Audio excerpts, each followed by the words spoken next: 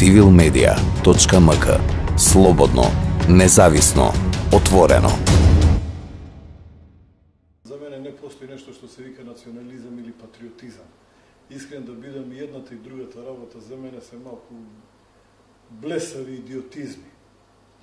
Затоа што се работи на кои наседнуваат луѓето кои се по дефолт наивни. Значи, збориме за луѓето од другата страна, на железната завеса, нели? Меѓутоа, управителите и планерите, значи, секогаш што им одговара. Значи, да не додавам нешто што веќе е познато, да си ги остварат целите, дали се прашање политички, дали економски, или, мислам, јасно е код ден.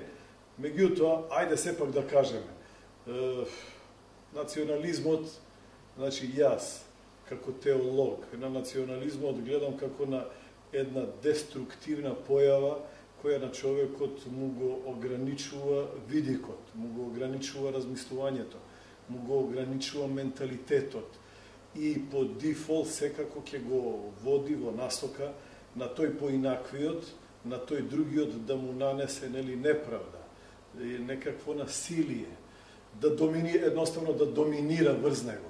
Зошто, бидејќи тој да си ги оствари своите цели, воопшто не му е грижа за тој поинаквиот кој што во наводници не го збори неговиот јазик, или не ги знае неговите традиции, или не ги почитува неговите обичаи.